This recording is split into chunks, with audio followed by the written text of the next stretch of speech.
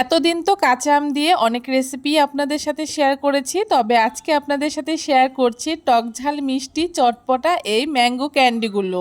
কাঁচা আম থাকতে থাকতে এই ক্যান্ডিগুলোকে বানিয়ে আপনারা সারা বছরের জন্য সংরক্ষণ করে রেখে দিতে পারেন। নমস্কার বন্ধুরা, মন কিচেন আপনাদের সবাইকে স্বাগত। আশা করি আপনারা সবাই খুব ভালো আছেন। আজকে খুব সহজে বাড়িতেই তৈরি করে দেখাবো কাঁচা আম দিয়ে এই চটপটা ম্যাঙ্গো ক্যান্ডি। তার জন্য এখানে আমি 4টে কাঁচা আম নিয়ে নিয়েছি, আর আমগুলো কিন্তু হালকা একটু হলুদ মতো হয়ে গেছে। আর আমগুলোকে ঠিক এইরকম ছোট ছোট টুকরো করে কেটে নিয়েছি। এখন একটা প্রেসার কুকারের মধ্যে টুকরো করে রাখা আমগুলোকে দিয়ে দিচ্ছি, আর তার সাথে এখানে দিয়ে দিচ্ছি সামান্য পরিমাণে নুন, আর তার সাথে সামান্য একটু জল দিয়ে দিচ্ছি। জল খুব বেশি পরিমাণে ব্যবহার করব না, যাতে আমটা সেদ্ধ হয় ঠিক সেরকম করে অল্প পরিমাণে জলটাকে ব্যবহার করতে হবে। দেখুন আমটা খুব ভালো করে আমার সেদ্ধ করে নেওয়া হয়ে গেছে। এখন একটা হ্যান্ড ব্লেন্ডারের সাহায্যে খুব ভালো করে আমগুলোকে ঠিক এরকম ঘেটে নিচ্ছি। আমগুলোকে যতটা সম্ভব এভাবে করে ঘেটে নিতে হবে। আর আমটা কত সুন্দর সেদ্ধ হয়েছে দেখে বুঝতেই পারছেন। তবে আপনারা চাইলে কিন্তু মিক্সিং জারে দিয়েও আমগুলোকে খুব ভালো করে পেস্ট করে নিতে পারেন।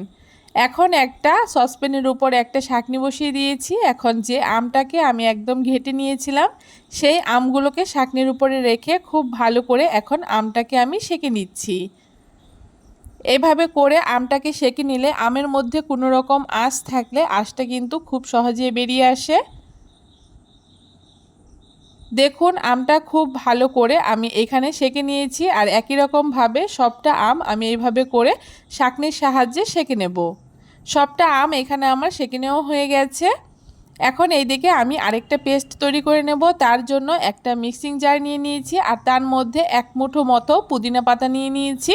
আপনারা চাইলে এখানে কয়েকটা ধনেপাতাও ব্যবহার করতে পারেন। তার সাথে 1 ইঞ্চি মতো আদার টুকরোকে কুচি করে ব্যবহার করেছি, আর খুব ভালো করে একটা মিহি পেস্ট তৈরি করে নিয়েছি। আপনারা চাইলে কিন্তু মিক্সিং জারের মধ্যে আম, পুদিনা পাতা, আদা একসাথে পেস্ট করে নিতে পারেন।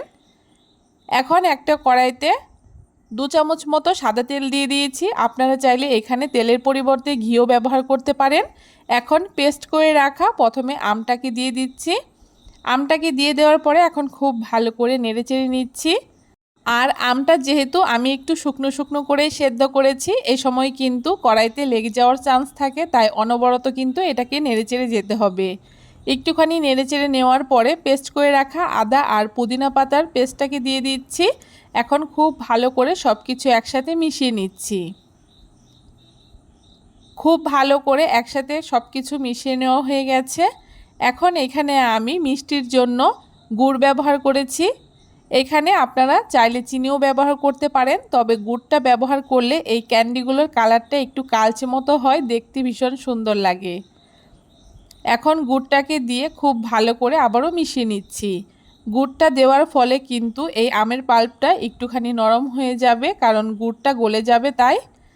এখন আবারও বেশ কিছুক্ষণ নেড়েচেড়ে নেওয়ার পরে এখানে আমি এই ক্যান্ডিগুলোকে একটু চটপটা তৈরি করার জন্য এখানে 1 চামচ মতো ভাজা জিরের গুঁড়ো দিয়ে দিয়েছি, নর্মাল নুন দিয়ে দিয়েছি স্বাদ মতো, কাশ্মীরি লঙ্কার গুঁড়ো দিয়েছি সামান্য একটু কালারের জন্য, সামান্য একটু চাট মশলা দিয়ে দিয়েছি, আর বিট নুন দিয়ে দিয়েছি 1/2 চামচ মতো, আর 1/2 চামচ মতো ঝাল লঙ্কার গুঁড়ো দিয়েছি। এতে ক্যান্ডিগুলো একটু ঝাল ঝাল হবে। এখন সমস্ত কিছু একসাথে খুব ভালো করে আবারও মিশিয়ে নিচ্ছি। আর অবশ্যই কিন্তু অনবরত নেড়েচেড়ে যেতে হবে, তা না হলে কিন্তু কড়াইতে লেগে গিয়ে এইটা পুড়ে যাবে আর স্বাদটা একদম নষ্ট হয়ে যাবে। এইভাবে করে আরও কিছুক্ষণ নেড়েচেড়ে নিচ্ছি। আর তারপরে এখানে আমি 1 চামচ মতো লেবুর রস দিয়ে দিচ্ছি। লেবুর রসটা দিলে কিন্তু এই ক্যান্ডিগুলো খেতে ভীষণ ভালো হয়। তবে আপনারা যদি পছন্দ না করেন কিংবা হাতের কাছে লেবু না থাকলে নাও ব্যবহার করতে পারেন, তাতেও কিন্তু ক্যান্ডিগুলো খেতে ভীষণ সুন্দর হয়। এখন আবারও খুব ভালো করে নেড়েচেড়ে নেব যতক্ষণ না এই পুরটা একদম ঘন হয়ে কড়াই থেকে ছেড়ে আসছে, ততক্ষণ অবধি নেড়েচেড়ে রান্না করে নেব। দেখুন এইটা কিন্তু আস্তে আস্তে বেশ অনেকটাই ঘন হয়ে যাচ্ছে। আর বেশ কিছুক্ষণ রান্না করার পরে দেখুন ক্যান্ডিগুলো তৈরি করার জন্য আমের এই পুরটা আমার একদম রেডি হয়ে গেছে। আর এটা ঠান্ডা হয়ে যাওয়ার পরে কিন্তু আরও বেশ অনেকটাই ঘন হয়ে যাবে। তাই এই পর্যায়ে আমি এই আমের পাল্পটাকে এখন নামিয়ে নেব।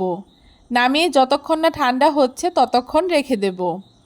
দেখুন আমের এই পুরটা কিন্তু একদম ঠান্ডা হয়ে গেছে আর বেশ অনেকটাই শক্ত হয়ে গেছে। এখন ক্যান্ডিগুলো তৈরি করার জন্য হাতের মধ্যে সামান্য একটু সর্ষের তেল মাখিয়ে নিচ্ছি। আর এখান থেকে অল্প অল্প করে নিয়ে আমি এইরকম গোল গোল করে ক্যান্ডিগুলোকে তৈরি করে নিচ্ছি। আপনারা চাইলে আপনাদের পছন্দ মতো যে কোনো শেপ দিয়ে এই ক্যান্ডিগুলোকে তৈরি করে নিতে পারেন। আর ক্যান্ডিগুলো দেখতেই পারছেন কতটা সুন্দর হয়েছে।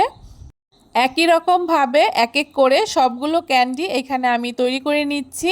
দেখুন এক এক করে সবগুলো ক্যান্ডি এখানে আমার তৈরি করে নেওয়া হয়ে গেছে। আর অবশ্যই চেষ্টা করবেন ক্যান্ডিগুলো যাতে একই সমান হয়, তাহলে কিন্তু দেখতে ভীষণ সুন্দর লাগবে। ক্যান্ডিগুলো যাতে একটার সাথে একটা লেগে না যায় তার জন্য এখানে আমি উপর থেকে গুঁড়ো চিনি এভাবে করে একটা ছাঁকনির সাহায্যে ছড়িয়ে দিচ্ছি। আর তারপরে ক্যান্ডিগুলোকে এভাবে করে তুলে খুব ভালো করে এই গুঁড়ো চিনির সাথে মিশিয়ে নিচ্ছি। আর দেখতেই পারছেন ক্যান্ডিগুলো কিন্তু একটার সাথে একটা লেগে যাচ্ছে না, একদম ঝরঝরে তৈরি হয়েছে। এই পদ্ধতিতে কাঁচা আম দিয়ে ক্যান্ডি তৈরি করে আপনারা সারা বছরের জন্য সংরক্ষণ করে রেখে দিতে পারেন। কেমন লাগলো আজকে খুব সহজ পদ্ধতিতে এই কাঁচা আমের ক্যান্ডির রেসিপি অবশ্যই কমেন্ট করে জানাতে ভুলবেন না। ভিডিওটা ভালো লাগলে সবার সাথে শেয়ার করে চ্যানেলটাকে সাবস্ক্রাইব করুন।